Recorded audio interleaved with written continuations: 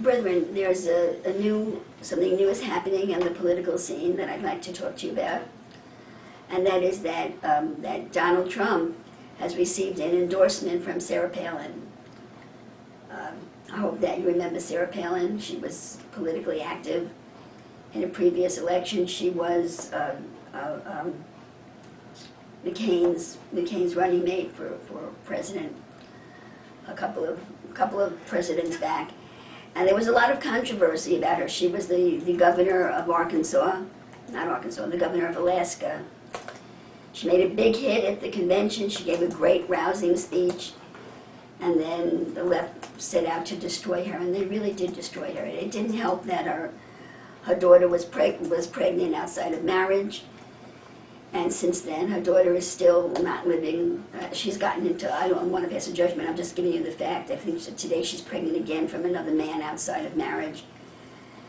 And she is, Sarah Palin, she has a Down syndrome child, and that was used against her. And the media just destroyed her, and they succeeded in destroying her. So she was a commentator on Fox News for a while, and then she lost that contract. And she's been pretty quiet. She resigned as the governor of Alaska, I understand, because the left was bringing so many lawsuits against her that she couldn't pay her bills. So I think the reason that Donald Trump has made an alliance with her is that he's trying to get the conservative Christian vote. He just spoke in Liberty University, and I'm told that, so what was the name of the guy who started the Moral Majority? What was the name of the evangelist that started the Moral Majority? I should know his name. Anyway, he's dead, and his son is now running Liberty University. Jerry Falwell. Yeah. Right. So it's Jerry Falwell Jr., I believe, who's now running the university, who's all pro-Trump, and he's trying to get the conservative Christian vote. So Sarah Palin is supposed to be a born-again Christian. That's what I hear. She's a born-again Christian. I think that's why he did it. So there's been somewhat of a controversy over his choosing her, and I'm going to let you hear Glenn Beck's comment on that. And it's about 15 minutes. I hope it's not more than that this time. I want you to hear his whole exhortation, and I would like to discuss it with you. His whole exhortation. Okay, now I also want to, well, I'm going to let you just watch it. And we'll see what time it is. I hope it's not more than 15 minutes for Glenn Beck, and I wanted you to hear 5 or 10 minutes from Michael Savage, because to tell you the truth, after I heard this from Glenn Beck, I tried to be open-minded, see, and I want to listen to, I'm not afraid to listen to the arguments on the other side. And Glenn Beck was so powerful that he actually had me asking the Lord, well, could this be true, or could that be true, or what do you think, you know, maybe Ted Cruz is better for us than Donald Trump. I don't think so, but maybe. And I said, well, let me just listen to Michael Savage. Let me just get an opinion on the other side, because I'm no political expert. I have to listen to both sides, and then I'm somewhat equipped to make a decision when I hear the arguments on both sides. So I turned on Michael Savage from the 19th, in case you want to hear. Michael Savage from January 19th, and Glenn Beck from January 20th, okay? And as soon as I heard Michael Savage, I just knew that I've been right all along, and also the Lord has told me, if you want to see where Christ is, look for the one who's being persecuted. Did you know that the British Parliament is voting on whether or not banning Donald Trump from coming into England? Is that crazy? What if he's elected president? This is the Labour Party in England. There is such controversy swimming around about Donald Trump. He's the persecuted one, and the Lord gave me this criteria years ago. If you want to see where Christ is, look for the one who's persecuted. But the thing that pushed me back towards my original perception is that, maybe I shouldn't say this until I let you have your opinion. So let's watch this exhortation, this monologue from Glenn Beck, and then maybe 5 or 10 minutes from Michael Savage, and we'll have a discussion, and I'll let you give your opinion, and then I'll give mine. So I'm ready whenever you are.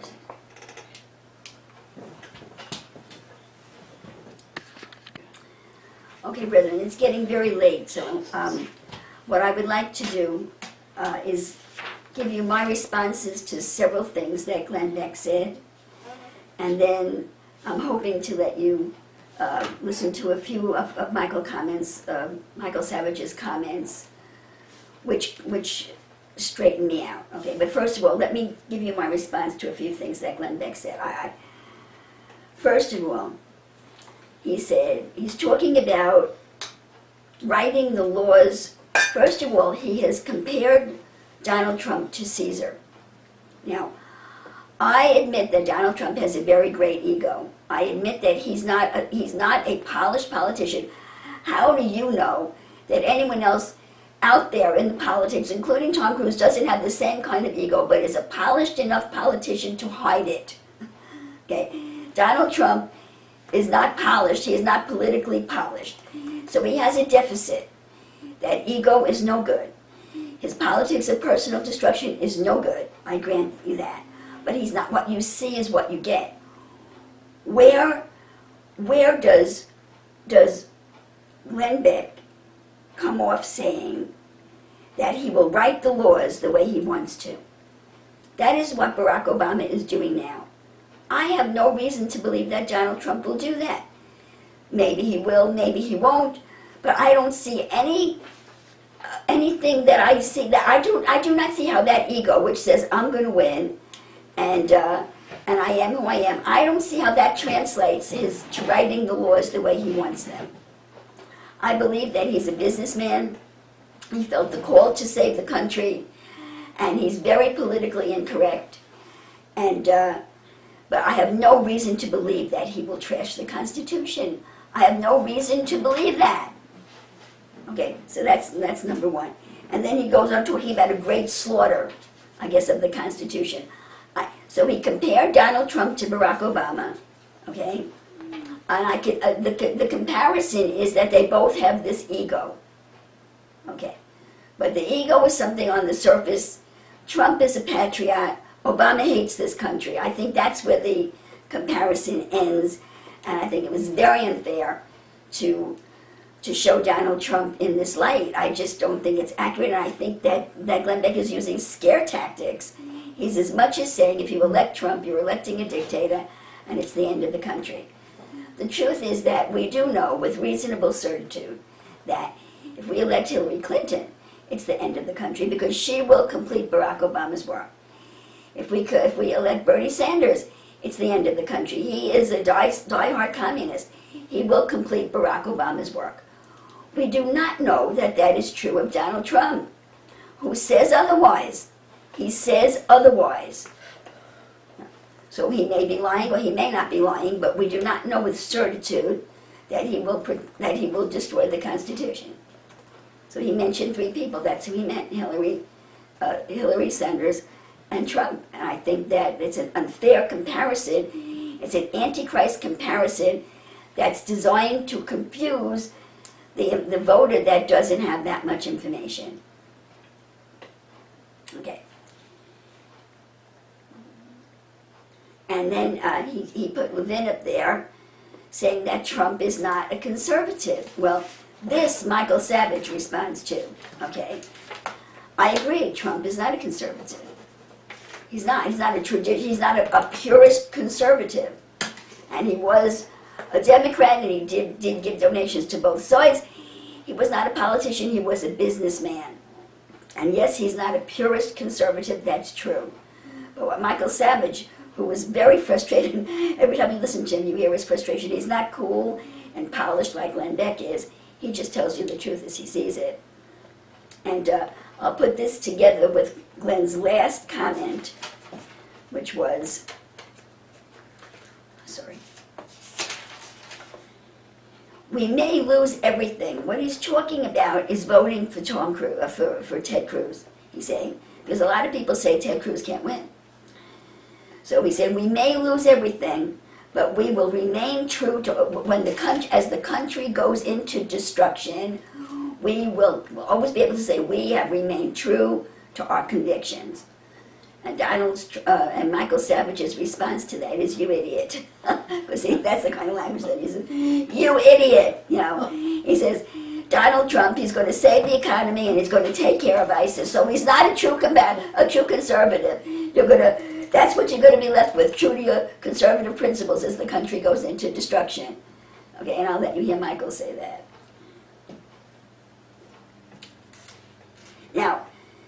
Now Trump is saying that Cruz is nasty. I wish he wouldn't do that. That is the politics of personal destruction, and he shouldn't do that. But I have to tell you, there are already 3 things to date that Trump has said that I thought he shouldn't have said it, and I've come to the conclusion that he was right, but that his presentation was very poor. Although I cannot see any justification for saying that Cruz is nasty. And I won't go over those 3 things because time is too short. Cruz is nasty. And now listen to this. Glenn is saying Cruz will not sell his soul to the devil. Okay. He is here with us. Well, brethren, you're going to hear Michael tell you that Ted Cruz is taking millions of dollars from businessmen, and in particular, I wrote the name down inside, and I don't have it with me. I'm sorry, I don't have the name of the businessman with me. There is a businessman that is in trouble with the IRS to the tune of millions of dollars that he's negotiating with the IRS because he owes them this money in taxes, unpaid taxes. And this man is donating $7 million to Ted Cruz's campaign. Now, why do you think he's giving Ted Cruz $7 million? To have favor with any tax law that's written. Why do you donate $7 million when you're in trouble with the IRS? And even if you're not in trouble with the IRS, why do you donate $7 million to a campaign? Brethren, this is why so many people want Trump. He has his own money. So I think that this is criminal for Glenn Beck to be telling you that Cruz is this wonderful, perfect candidate, the one that we prayed for, and he will not sell his soul to the devil. Well, what is he taking millions of dollars from big business for? Is that not selling your soul to the devil? Now, I want to tell you that up until this point, I was neutral. Ted Cruz, Donald Trump, I would have voted for either one of them. I just think that Donald Trump is the preferable candidate because he has his own money, and he's very tough, and he's negotiated with other heads of countries, and I just felt that he could do a better job than Ted Cruz, but I had no problem with Ted Cruz. Now, the 2 main issues that are coming out about Ted Cruz is that to be a candidate for the presidency, your parents have to be American citizens. Now, what's being said now, and it appears to be true, Michael was saying yesterday, it's going to come out. If Glenn doesn't bring it out, the Hillary campaign is going to bring it out. That his mother, see, you could have a dual citizenship in America. You could be a Canadian citizen and an American citizen. Ted Cruz had a dual citizenship until 2014. He didn't give up his Canadian citizenship until 2014, which was just 13 or 14 months ago when he decided to run for president. So he had a dual citizenship. His parents moved to Canada. In Canada, you cannot have a dual citizenship. So his mother gave up her American citizenship to be a Canadian citizen. And it's being said that she did it before Ted was born.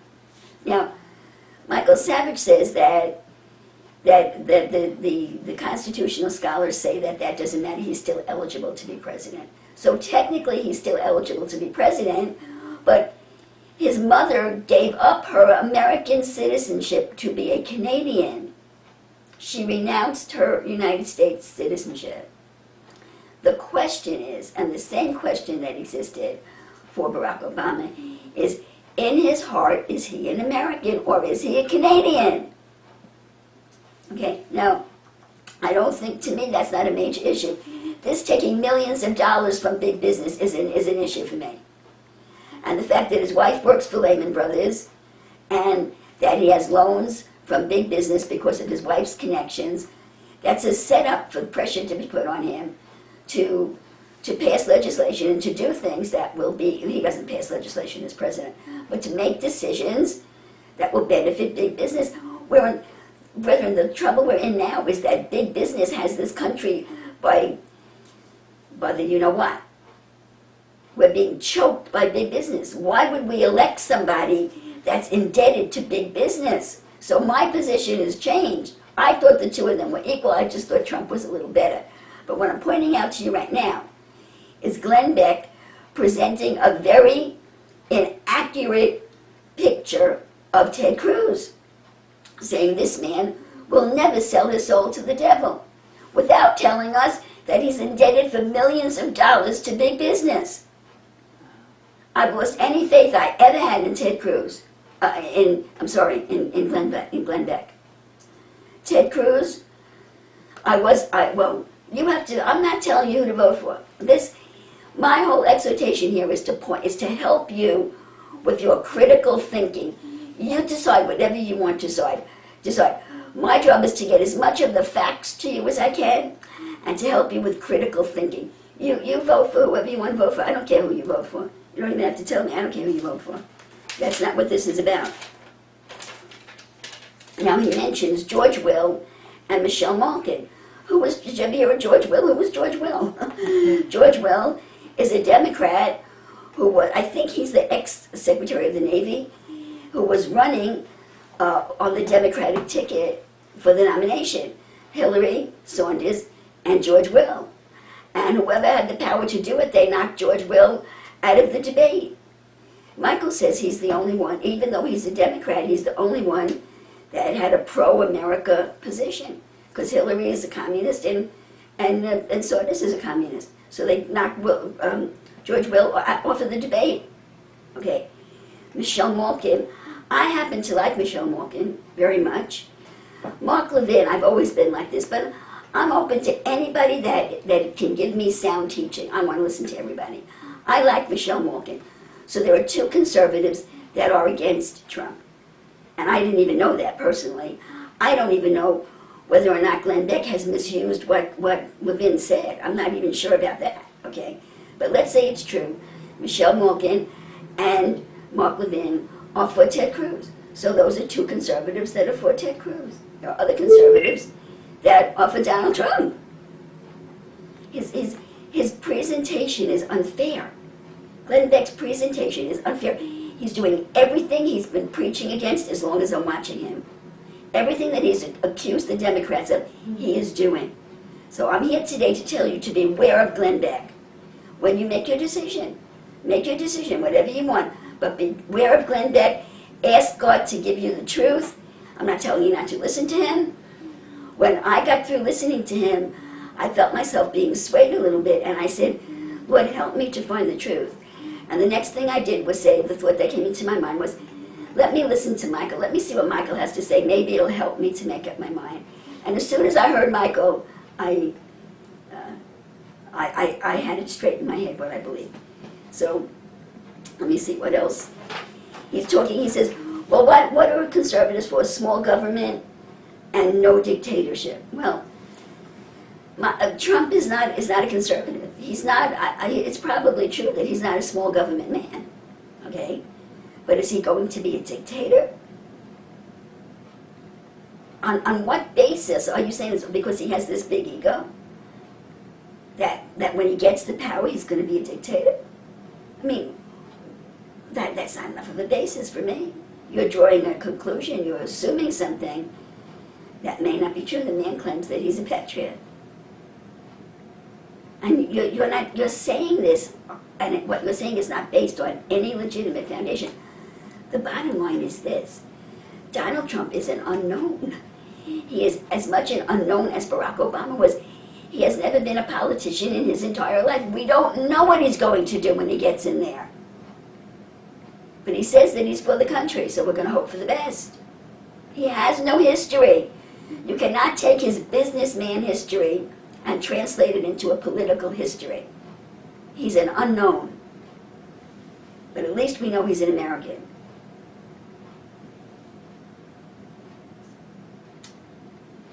Non-stop executive orders. On what basis are you saying that Donald Trump will be writing non-stop executive orders? On what basis? You have no basis to say it. Politics of personal destruction, now that's a legitimate thing to be concerned about. Obama is using the IRS, now listen, Obama is using the IRS to destroy his enemies. That's criminal. Donald Trump is using a poisoned tongue, calling people nasty and stupid and maniacs, to hurt his enemies. So I can see where you have a concern. Well, if he's a man that is openly attacking his enemies like that, maybe he would do what Obama did. But brethren, you don't know that. You don't know that a man, because he calls you names, will use his power to criminally hurt you. And the truth of the matter is that there are people all through politics and business through this whole world, including Glenn Beck, who has an enemies list, and he's using his power of the tongue right now to destroy a man that for some reason he despises, namely Donald Trump.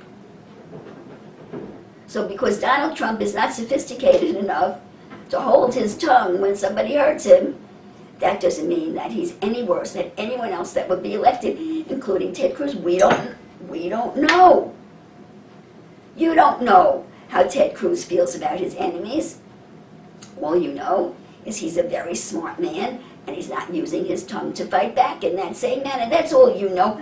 You don't know what's in his heart or in his mind. You don't know.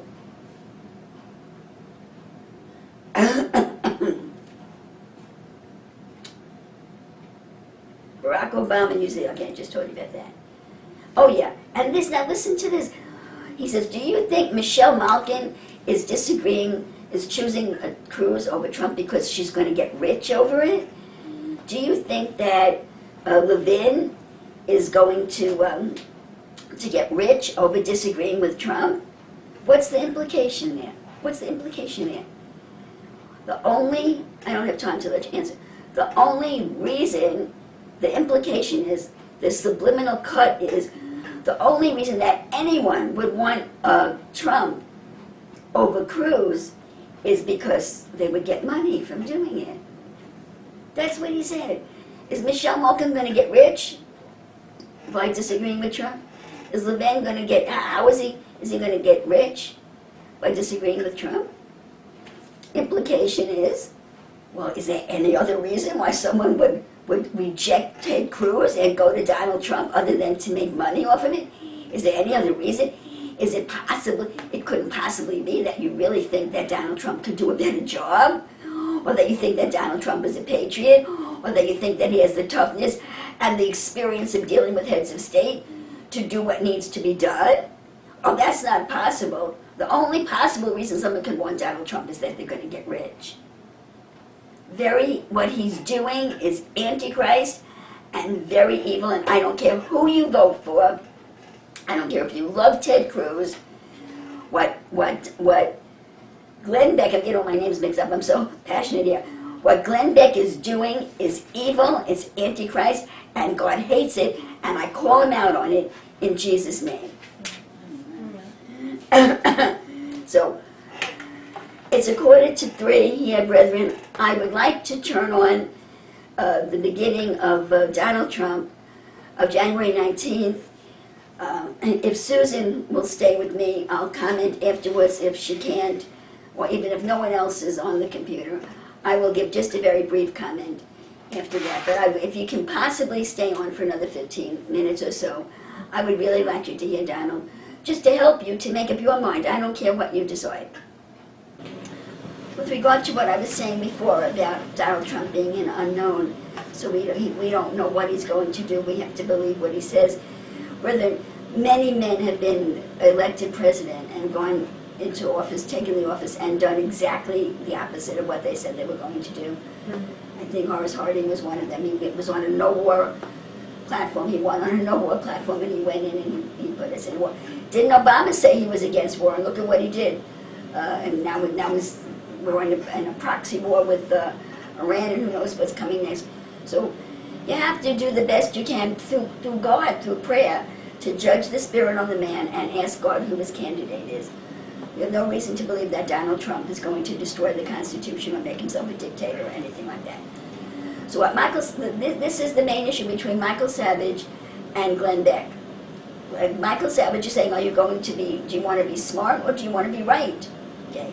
Do you want to say conservatism is right and I'll only vote for conservative, or do you want to vote for a man that's not a diehard conservative, but is telling you that he's going to save the country, is going to restore the military, is going to restore the economy, and is going to restore law and order? And then you worry about the rest of it when you get around to it, or you're going to follow Glenn Beck, who's saying we're going to go down with the ship, knowing that we have voted for a pure conservative, which we don't even know is a pure conservative because, and I made a mistake, I thought he was offering $7 million to Ted Cruz's campaign, but it's not 7 million, it's several million to Ted Cruz's campaign. I would rather take my chances with a man that has his own money and says that he's a patriot than with a man that's taking money from big business and who's being promoted by a Glenn Beck who's denying the truth of who he is. So anyway, I don't care who you vote for, and I'm not trying to influence you to vote in any direction.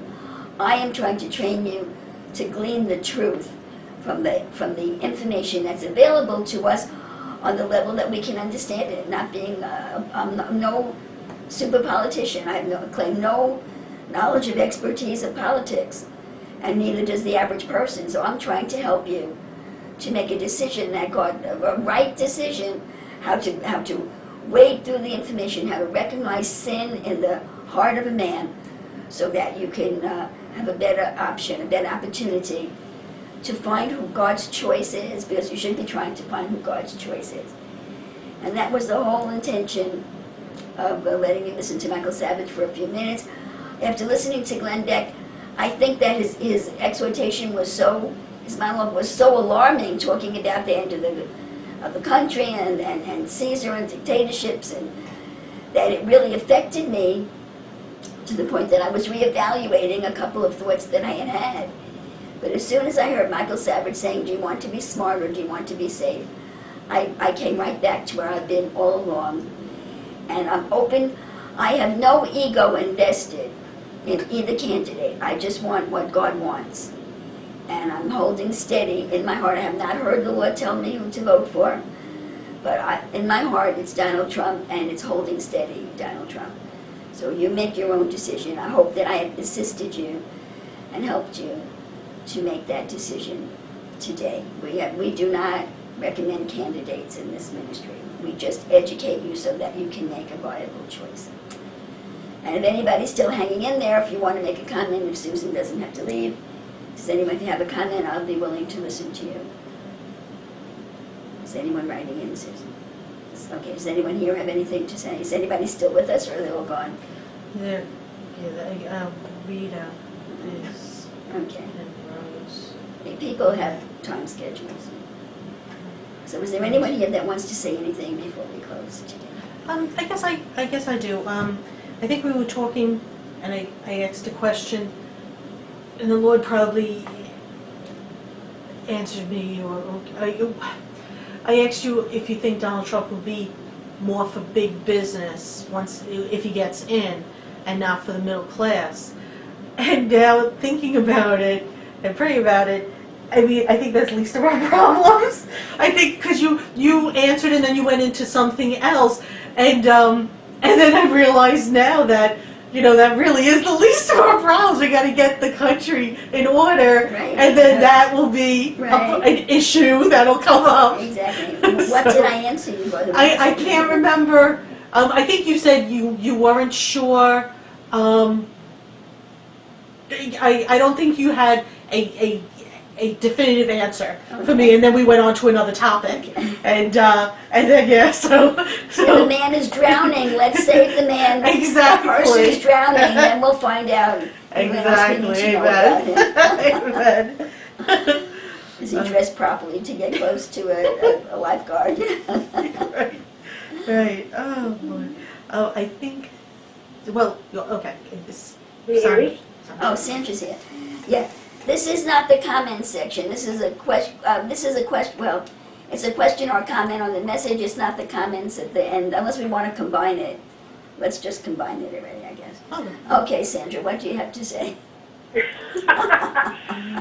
I just thoroughly enjoyed the whole message today. It was very uplifting and encouraging to me. I thought this morning when you talked about, or earlier, when you talked about, it's reinstilling in us the motive for ministry is that it's not just for ourselves. And it just like while you were talking, I can just feel my spirit just being fed, and that when we feed ourselves with excuse me, with the doctrine, we will get the healing, and that is where that's where this type of faith is leading us. Is that it's not that trusting in a man to do that is just